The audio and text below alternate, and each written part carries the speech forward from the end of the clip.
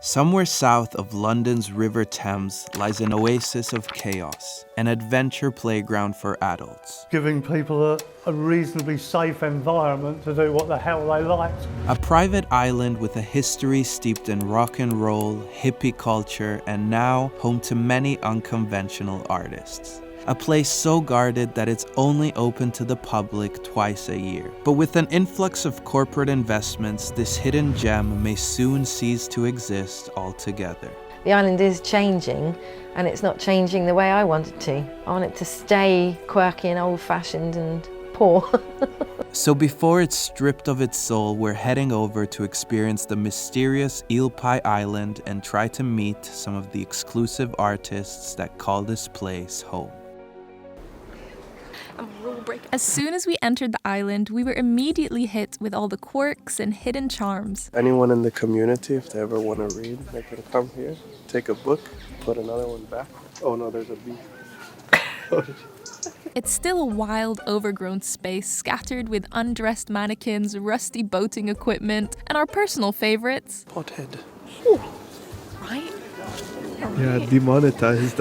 In the 50s and 60s, the island became a hotspot for nonconformist youngsters to experiment and break the rules. This freedom was in large made possible by the legendary Eel Pie Island Hotel, a venue that became a hub for jazz, blues, and rock and roll, hosting many iconic artists before their rise to stardom and fame. However, as the free-spirited youth became harder to tame, the hotel lost its license in 1967, and it was quickly taken over by a group of anarchists, turning Eel Pie Island into one of the UK's largest hippie communes. Unfortunately, the legendary hotel burned down in 1971, leading the hippies to flee back to the mainland. Today, the island's vibrant past is preserved by talented artists who've made this place their home. And that brings us to why we're really here. Came here on a mission to find artists, and these two, they're called Sheba and Simon. Our quest for today is to try and answer one of our most burning questions. As we're trying to live a more fulfilling life, we want to talk to the island's artists to understand if turning your passion into a profession is actually worth it. I think I know where their house is. It's called the Love Shack. I know, I feel like such a stalker right now, but I am. You know, what can I say? Who's the perverted one in this relationship, guys? Take a guess.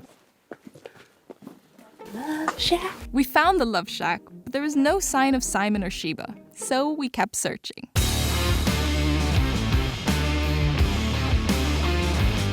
There was the man we were hoping to find. But his studio was packed with people, and as I was trying to push Rach to ask him some questions, the nerves started to kick in. We should talk about it. Just, why are you filming this? It's good. Like, I'm just filming.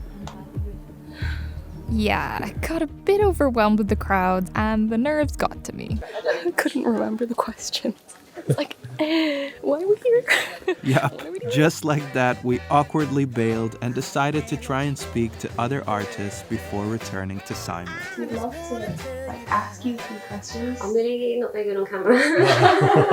I'm exhausted. I'm trying not to complain, really, but you being like, can I film you now? I'm like, it's not the greatest of times. After a few rejections, we went into stealth mode and finally weaseled our way through the crowds to ask some artists what advice they'd give people following their passions. One of the reasons why we came besides the island is also to ask artists for some advice. Probably go digital. if they want to make money, yes. Oh, I don't think you want to record the answers to that. Don't do it. I'm more of a hobbyist that does it for the fun. Okay, you have to be resourceful because you're going to have to try and earn money any way you can legally.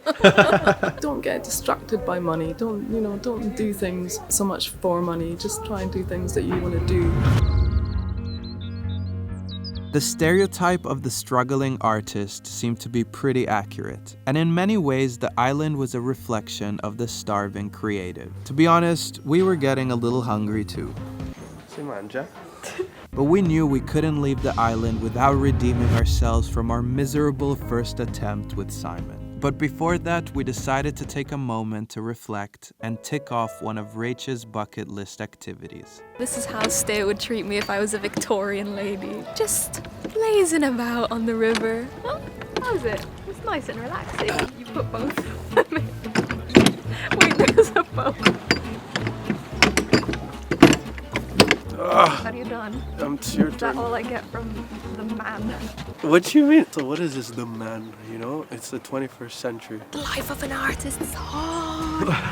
You must rhyme. Jokes aside, speaking to the artist made us wonder if following your passions is actually worth it. The biggest question is still, how are we gonna make money out of this? But there's also another question that many of us seem to overlook.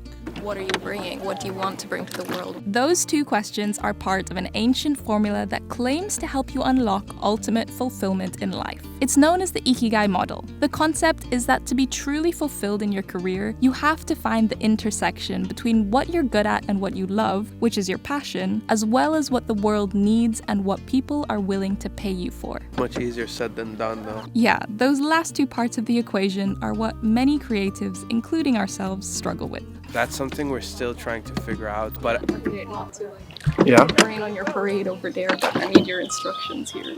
Yeah, just keep going straight. As Rage anchored our yacht safely, we were ready to head back to Simon to get our final questions answered. Unsurprisingly, Simon's studio was packed again, but this time we waited for our opportunity and made a move. If you've got 5 minutes, we'd love to ask you a few questions just Yeah. about being an artist on the Oh, side. sure, yeah. Glad to make the cut. You know, if we didn't have art, we'd die of a loneliness of spirit. We need art, we need music, we need stuff that feeds the soul, and that's what art is, really. But Hattie figured out the harder parts of the equation. So people have this desire to see the world how others see it. You know, I think it expands our minds, expands our emotions. It's invaluable. It's amazing how much stuff people want caricatures for. It's really, there never seems to be, market is never ending. And again, I think it's because people want to see themselves as others see them. I would say the hard thing about being an artist is actually getting people to part with their money. We get paid to go to people's parties as caricaturists and just draw as many people as we can at the party, which is it's kind of a fun job. Simon seemed to have found a way to turn his passion into a profession, but was it worth the struggle? It's not an easy road, but it's worth it. For Simon, it worked out, but for us, who knows? We're gonna keep pouring our soul into the journey to figure out what's best for us. And hopefully, in the process, we're able to inspire you to do the same. And then take all your money and run. I'm just kidding.